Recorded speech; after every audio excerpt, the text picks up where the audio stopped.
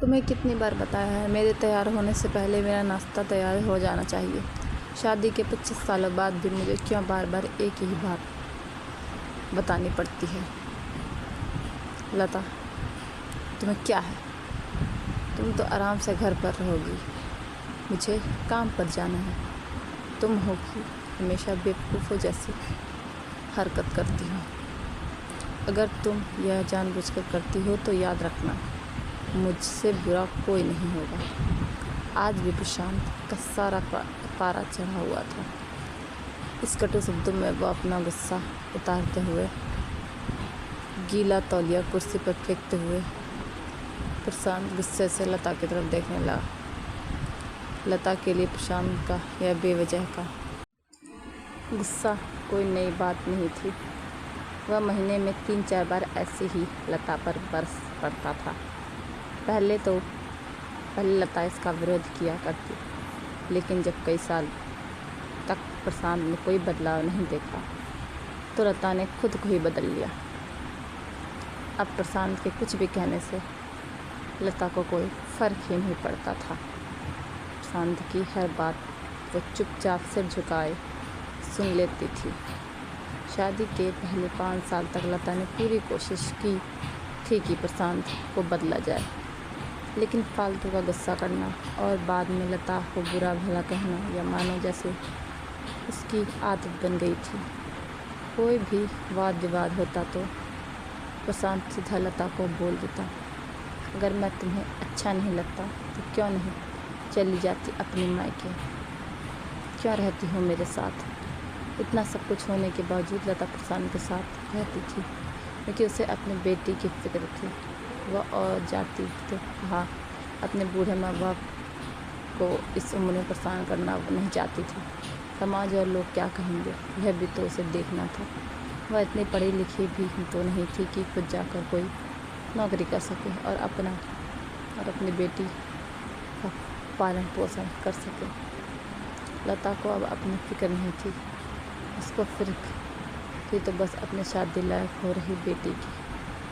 लता नहीं चाहती थी कि पति के झगड़े की वजह से काव्या डिस्टर्ब हो। काव्या की पढ़ाई हो चुकी थी, उसके लिए अब शादी के रिश्ते आने लगे थे। कई रिश्तों को काव्या ठुकरा चुकी थी। 2-3 महीने बाद एक अच्छा रिश्ता आया।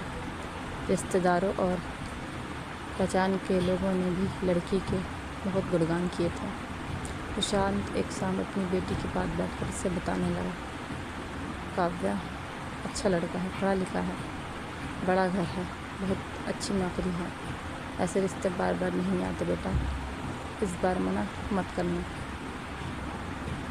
काव्या अपने पिता से ज़्यादा बात नहीं करती थी, शायद डरती थी और शायद नफरत करती थी, लेकिन आज तो वह अपनी पूरी हिम्मत इकट्ठा कर बोली, मुझे अभी शादी नहीं करनी है पापा, मैं नौकरी करना चाहती हूँ, खुद अपने पैरों पर खड़ी होना चाहती हूँ। हाँ तो उसमें क्या बड़ी बात है, मैंने लड़के से बात की है और तुम्हें किसी बात के लिए नहीं रोकेगा। तुम शादी के बाद भी नौकरी कर सकती हो और वह तुम्हें नौकरी के लिए भी परमिशन दे देगा। प्रशांत बोला, मेरा नौकरी करना या ना करना उसकी परमिशन पर क्यों डिपेंड रहेगा पापा? काव्या ने पूछा। मैं कह रहा हूँ तुम्हें किसी भी चीज़ की कमी नहीं होगी वहाँ। रिश्ते बार बार नहीं आते, इसे ठुकराना मत, बहुत खुश रहोगी तुम वहाँ। प्रशांत बोला, पापा क्या मैं उतना ही खुश रहूँगी जितनी मम्मी इस घर में रहती है? काव्या ने तंज कसते हुए कहा, आज तुम्हारी ज़बान कुछ ज़्यादा ही चल नहीं रही है। प्रशांत गुस्से से आंखें बड़ी करते हुए बोला, पापा मुझे शादी ही नहीं करनी, क्योंकि शादी के बाद अगर वह लड़का आपके जैसा निकला तो मैं क्या करूँगी? मुझे आपके जैसा जीवन साथी नहीं चाहिए जो बिना बात के मुझ पर हमेशा चिल्लाए। मुझे कुछ भी अपनी पसंद का लेना हो तो 10 बार सोचना पड़े, कहीं वह नाराज़ ना हो जाए। मेरी तबीयत कैसी भी हो, मुझे परवाह ना हो, रोटी थोड़ी सी मोटी बन जाए तो घर सर पर उठा ले, उसकी चखबुक ना मिले तो भी मेरा ही दोष निकाले और हर छोटी मोटी बात पर मुझे मायके जाने के लिए कहे। काव्या ने अपना दिल खाली करते हुए पापा से सब कुछ कह दिया। प्रशांत गुस्सा सातवें आसमान पर था, लेकिन उसके मुंह से एक भी शब्द नहीं फूट रहा था। वो काव्या की बात सुन रहा था। काव्या इतना ही भूलकर चुप नहीं हुई। आज पहली बार वो अपने पापा के सामने इतना कुछ बोल रही थी। पापा, आपने माँ के साथ हमेशा गलत व्यवहार किया है। आप अपने ऑफिस का गुस्सा बिना सोचे समझे माँ पर उतार देते हो। कभी इस बात की परवाह नहीं करते कि उन्हें कैसा लगता होगा। आपकी बातें सुन कर माँ ने अपना स्वाभिमान खो दिया। प्रशांत आज पहली बार अपने बर्ताव को महसूस कर पा रहा था। वो इतना साल जो तुम्हारा मन है वो करो, मैं तो इतना बुरा हूँ ना।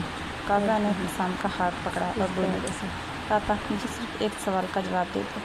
क्या चाहेंगे कि मेरा पति आपके साथ है? अगर आपका जवाब हाँ है तो कर दीजिए, मेरा रिश्ता आज ही है और मैं तो मुझे आत्मनिर्भर बनने दीजिए। प्रशांत कुछ भी न बोल पाया और वहाँ से चुपचाप बाहर चला गया। आज उसे लता के सामने जाने में शर्मा रही थी। चलते चलते उसकी आंखों से आंसू बह रहे थे। प्रशांत ने आज अपने आप को बदलने का निश्चय किया।